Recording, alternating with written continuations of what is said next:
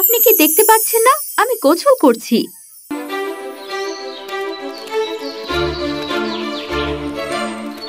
জাদুর বল, জাদুর বল, রাক্ষসী রানী মালিকার রূপ করো ভর।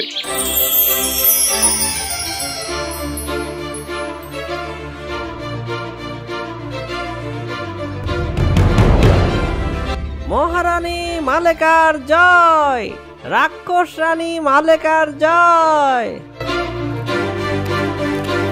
বুড়িমা, আপনি আমাকে যে করে হোক সাহায্য করুন। যেভাবেই হোক সেনাপতি মশাইকে এই বিপদ থেকে রক্ষা করতে হবে।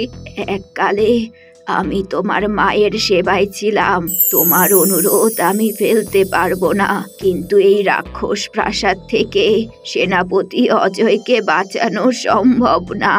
তুমি শুধু আমাকে সাহায্য করো বুড়িমা। আমাকে কি করতে হবে? রাক্ষস রানী মালিকা প্রতিদিন সকালে বাগানে রাক্ষস দেবতার চরণে ফুল দিতে চায়। আজ সকালে তুমিও তার সাথে যাবে। বাগানে গিয়ে যেভাবেই হোক নানান অজুহাতে তুমি রাক্ষস রানী মালিকার সময় নষ্ট করাবে। এদিকে আমি মালিকার রূপ ধারণ করে সেনাপতি মশাইকে বাঁচাবো। এটা অসম্ভব মা। রাক্ষস রানী মালিকা যদি একবার বুঝে যায় তাহলে তোমার সাথে সাথে আমারও প্রাণ যাবে।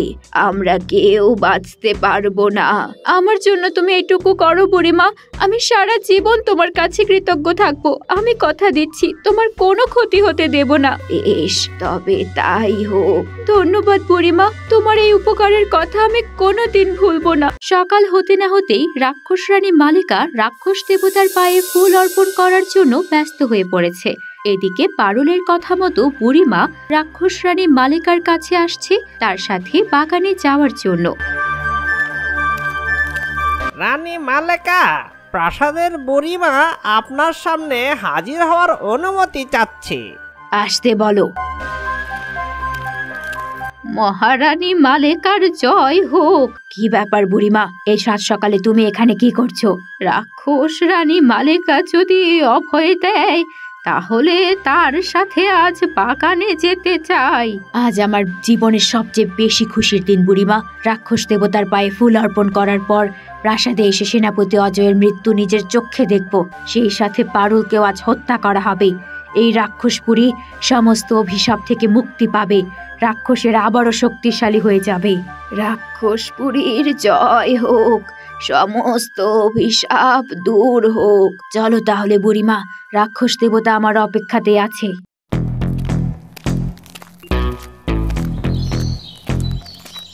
রাক্ষস রানী মালেকা, আদেশ করুন। এই বদমাইশ হাতিটার সাথে আমি একান্তে কথা বলতে চাই। তোমরা এখন এখান থেকে চলে যাও। যথা আদেশ মহারানী মালেকা। কুচক্রী মালেকা, তুমি যত যাই করো না কেন বাঁচতে পারবে না। তুমি আমাকে হত্যা করতে পারলেও পারুলকে কখনোই হত্যা করতে পারবে না। পারুল এই রাক্ষস রাজ্যকে ধ্বংস করে দেবে। সেনাপতি মশাই, আমি পারুল। আমি তোমাকে বাঁচাতে এসেছি। পারুল, তুমি ওই অসভ্য মালেকার রূপ ধারণ করে আছো কেন? অচিনপুরের রাজকুমার আমাকে এই বুদ্ধি দিয়েছে। অচিনপুরের রাজকুমার? সে কে? এখন এত কিছু বলার সময় নেই সেনাপতি মশাই। রাক্ষস রানী মালিকা ফিরে আসার আগে এখান থেকে আমাদের পালাতে হবে। কিন্তু এটা কিভাবে সম্ভব পারুল? আমাকে তো শিকল দিয়ে বেঁধে রেখেছে। আমাকে কিভাবে মুক্ত করবে? তারা হাতিকে বেঁধেছে, মানুষ সেনাপতি অজয়কে নয়। তোমার মানুষ হওয়ার সময় এসেছে সেনাপতি মশাই। তুমি মানুষ হলেই শিকলগুলো পড়ে যাবে। ঠিক বলেছো পারুল, তবে তাই করো। জাদুর বল, জাদুর বল, সেনাপতি মশাইকে মানুষ কর। এই তো পারুল, শিকল খুলে গেছে। হ্যাঁ সেনাপতি মশাই, এবার দ্রুত চলো। সবাই আসার আগেই আমাদেরকে পালাতে হবে। আজ বহুদিন পর রাক্ষস রাজ্যে একজন মানুষের রক্ত ঝরবে। সেই রক্ত দিয়ে এই বিশাল রাক্ষসপুরী পবিত্র হবে। সমস্ত অভিশাপ থেকে রাক্ষসরা মুক্ত লাভ করবে। আজ একটি স্মরণীয় দিন সেনাপতি। ঠিক বলেছেন মহারাজ। এই দিনের জন্য আমি বহুদিন ধরে অপেক্ষা করছি। অভয় দিলে একটা কথা বলতে চাই মহারাজ।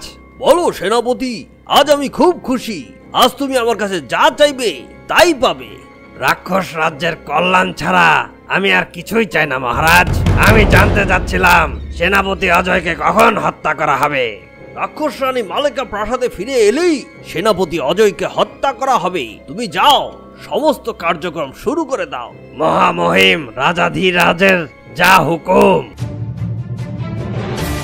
এবার চলো বুড়িমা, প্রাসাদে ফিরে যাই। মহারাজ নিশ্চয়ই আমার জন্য অপেক্ষা করছে।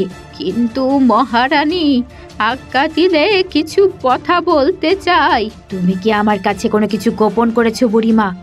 অসম্ভব মহারানী, কোন সাহসে?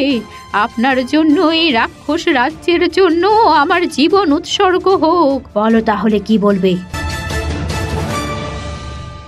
রাক্ষস রাজার আদেশে সেনাপতি অজয়কে হত্যার প্রস্তুতি সম্পন্ন করতে রাক্ষসদের সেনাপতি এসে দেখে সেখানে সেনাপতি অজয় নেই। এটা দেখে রাক্ষসদের সেনাপতি ভয়ঙ্কর হুঙ্কার দিয়ে প্রহরীদের ডেকে আনে। রাক্ষস সৈন্যরা তোমরা কোথায়? আদেশ করুন সেনাপতি মশাই। এখানে যে বজ্জাত হাতিটাকে রাখা হয়েছিল সেটা কোথায়?